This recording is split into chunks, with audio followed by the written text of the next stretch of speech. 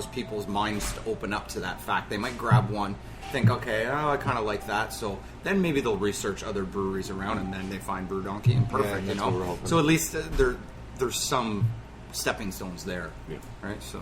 And events like last night at Folk Fest. Folk Fest is embracing craft brewers a lot more than Blues Fest, which is excellent. So I was finally able to drink at the festival because I didn't do it at all.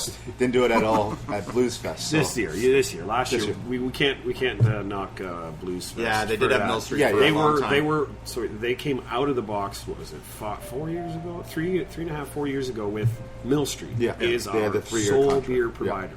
And Blues Fest, obviously, it's a money-driven environment, and Mill Street came up with the money, and they came up with the time. And it was great that we had it for so long, to the point where they even opened a brew pub right next to the fairground, the festival grounds, Le Breton.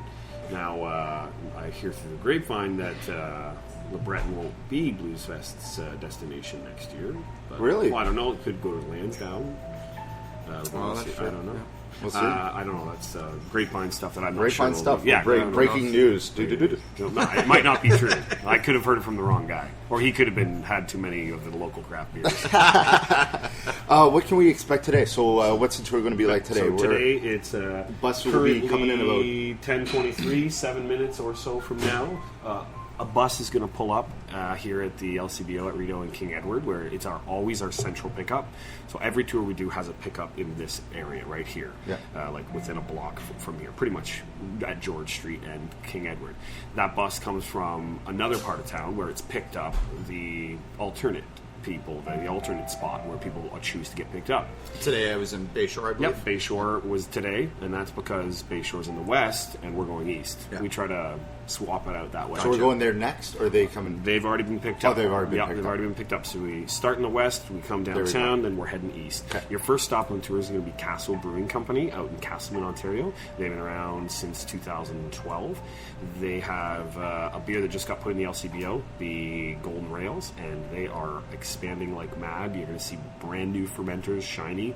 Ben will most likely tell you not to touch them with your hands, or if you do, please wipe it off with your sleeve afterwards, because he spends all his time shining them right now. He's polishing a stainless. And then from there, afterwards, you're going to head to Beau's Natural Brewing Company. They've got 10 beers on tap at any time. You've all got an opportunity to sample. That's a lot more than when we interviewed them a year and a half ago. Yeah. And they must be doing some huge production right now since they got Oktoberfest coming up. So. Oh, for sure. Their fermenters are full. They're full. And they've got 4 of the 10 that you'll be able to sample. There's 4 that are the Oktoberfest mix pack that they just released. My suggestion on that is make sure you get the dark helmet. Yeah, had that last night. Yeah, it was at the festival, Folk Fest, that is. Yeah. Then from there, you're heading off to the actual next place is Le Castor in Rideau, Quebec. Okay. They just finished building a sour barrel aging room. So they're building a whole room to sour barrel age stuff. So produce off flavors and beers for the benefit of the beer drinking community. So they're creating a souring room. It's really, hopefully you'll get to see it. Interesting. Is that something majorly different than most breweries then? Well, at most breweries, when they do a sour beer, they will kind of try to isolate it within their brewery and hope it doesn't get into the other beers, because that sour is an actual wild yeast, not a controllable yeast strain.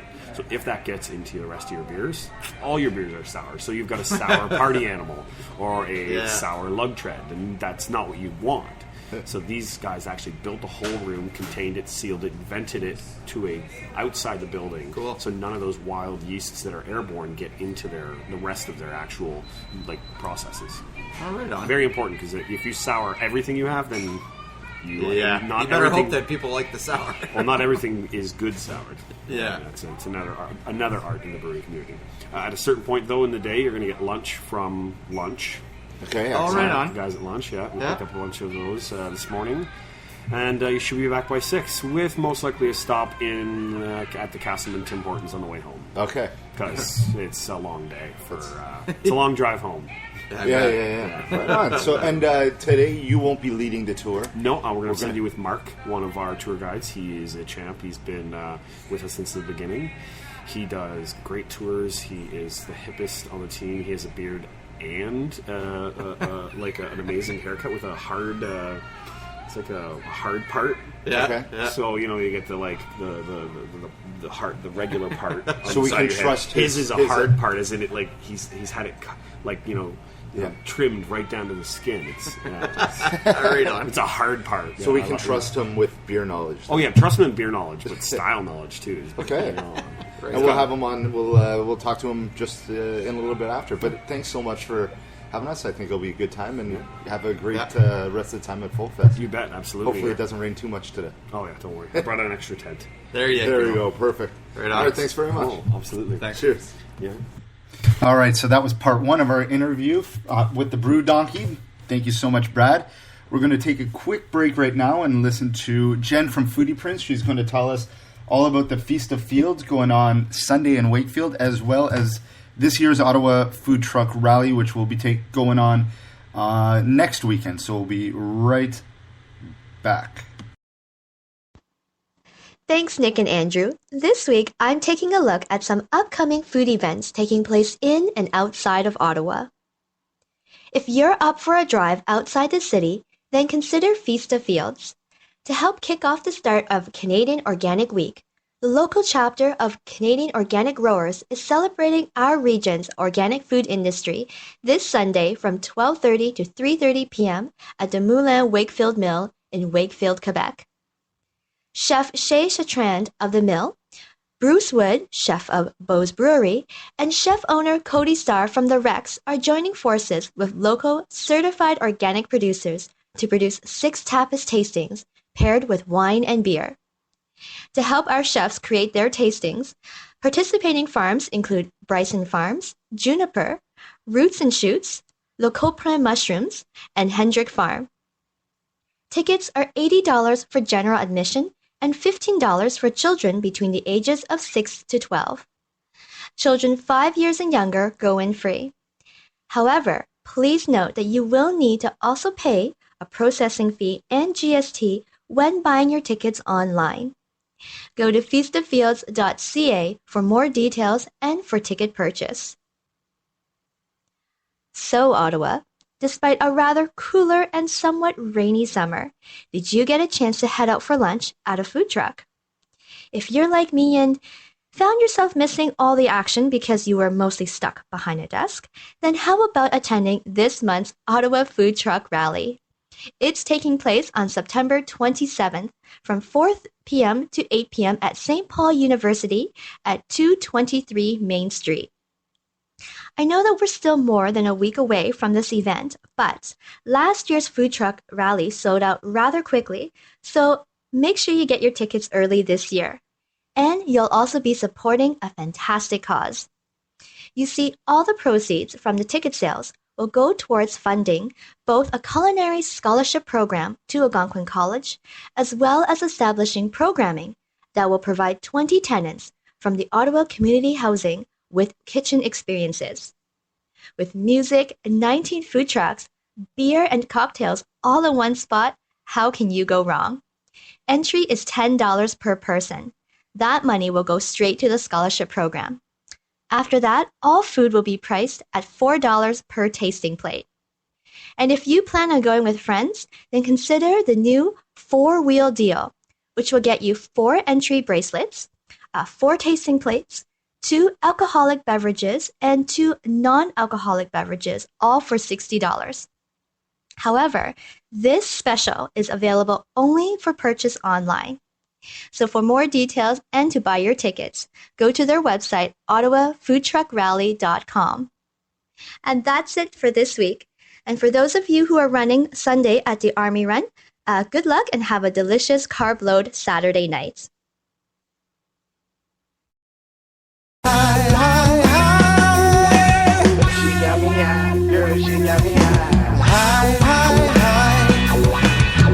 Anything that we do, stay between me and you. High, high, high. She got me high, girl, she got me high. High, high, high. She got me high off of blueberry eyes. It ain't no secret what I wanna do. Lit by design. Yes, I'm feeling the fire. I guess the rumors about your loving are true now. You make me swell up. I wanna give it to you, baby. That's what I wanna do.